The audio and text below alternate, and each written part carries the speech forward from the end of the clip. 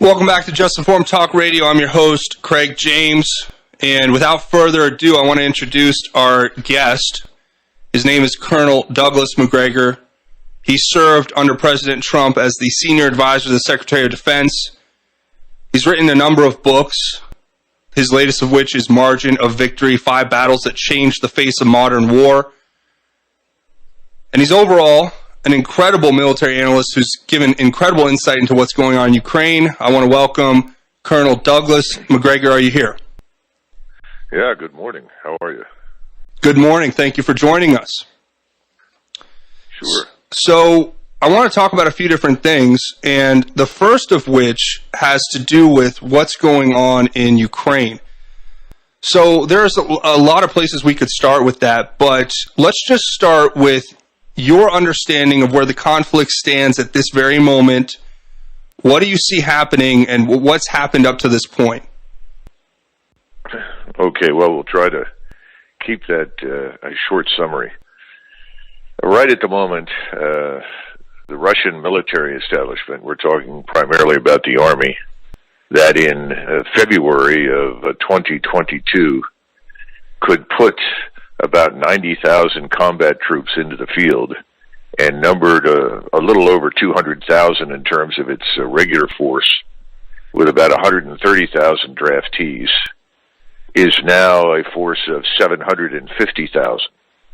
And these people are now highly trained, extremely well equipped, and they are sitting on top of most of southern Ukraine, certainly the so-called Donetsk Basin. This is the area with the coal mines and the steel production, factories, mineral wealth, you name it. And across from them sits the remnants of the once great Ukrainian army that existed in the spring of 2022. That force was a little over 400,000. It was extremely well trained, well equipped, and most of the people that were part of that force are either dead or wounded. And in subsequent months, the Ukrainians raised new forces, almost entirely of people who were either reservists or had never served. They're at a point now where they have very few real capable forces left. When I say capable, that's probably an exaggeration. They think that they may have 10 to 20 brigades that may turn out to be 30, 40, 50,000 at the most. And they have no chance whatsoever of dislodging the Russians from their defensive positions. And as a result, unless they are willing to negotiate, at some point, Moscow will decide whether it stays where it is or advances to complete the victory over Ukraine. So Ukraine, as a nation, is practically destroyed. Its manpower is gone. People continue to leave it.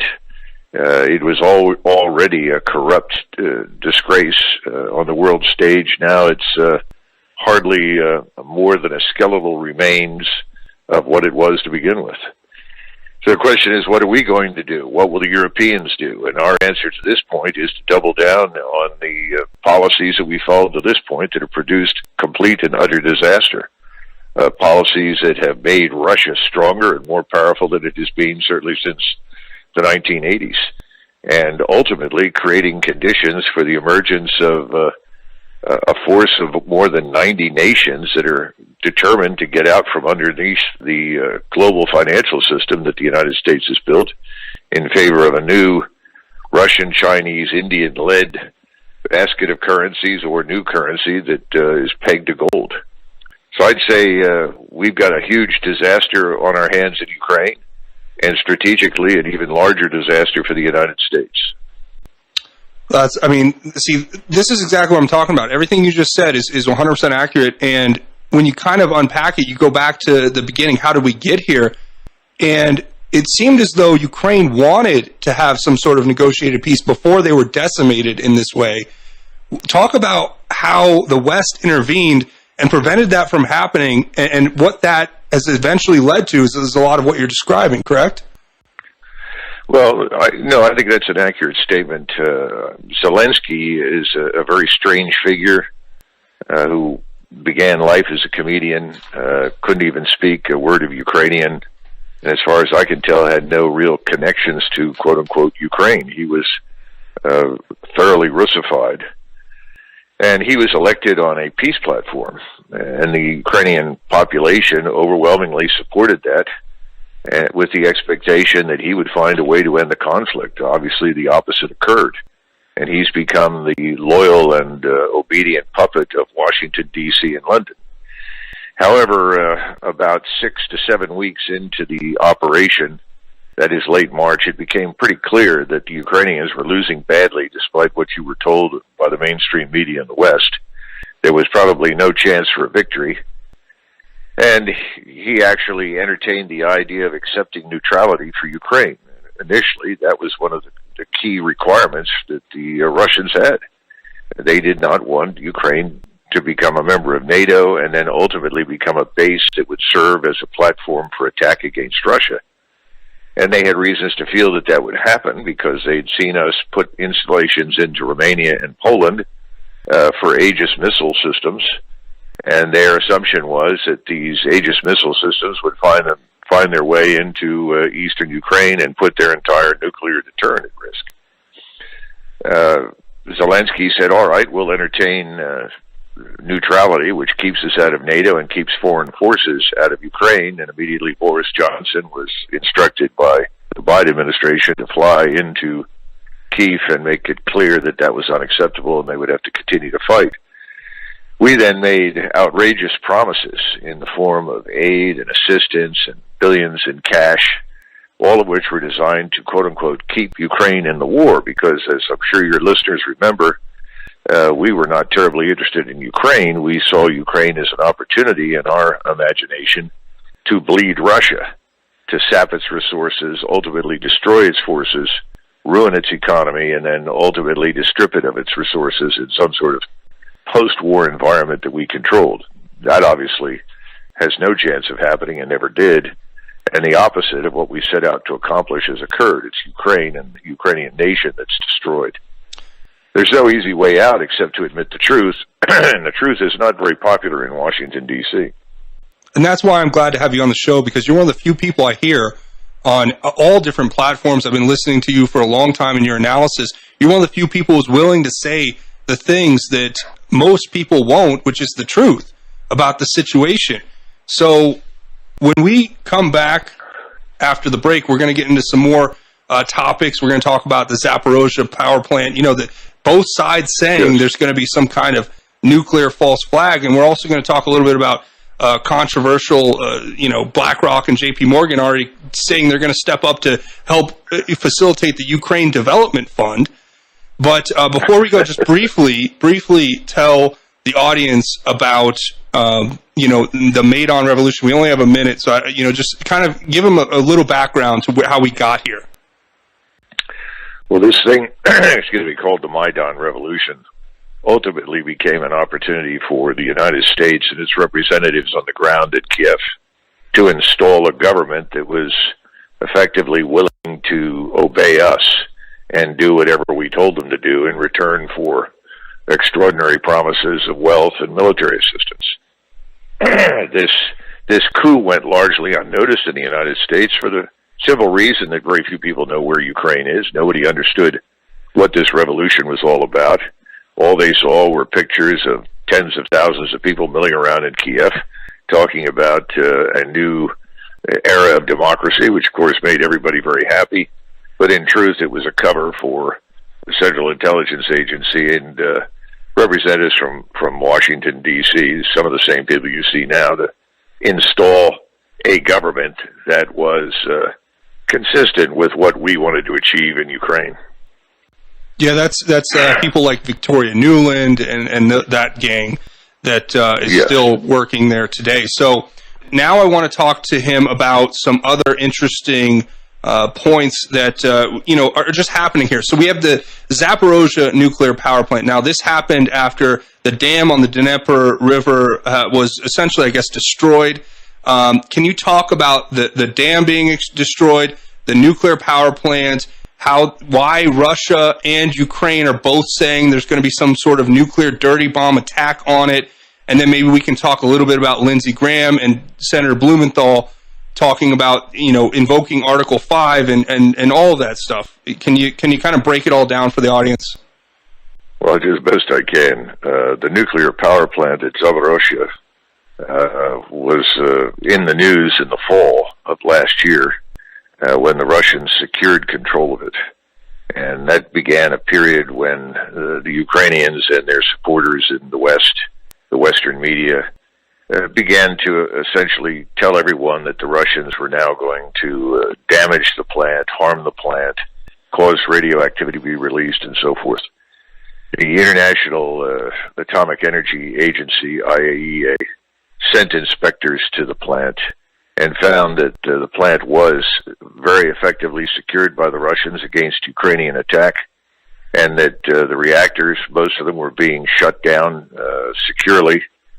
And so there was no problem and no danger whatsoever associated with the Russian control of the plant. On the contrary, there was a lot of evidence that the Ukrainians were doing everything in their power to cause an accident there, and the Russians were successfully thwarting it. Now, as the Ukrainians became more and more desperate in the winter and spring of this year, they decided to destroy the dam, causing this massive flooding. And immediately there was concern at the Zaporozhye nuclear power plant because some of that water was used, obviously, to cool the reactors. Fortunately, there's right now, as far as I can tell, only one that's still operating. All of the others are in a form of hibernation or storage.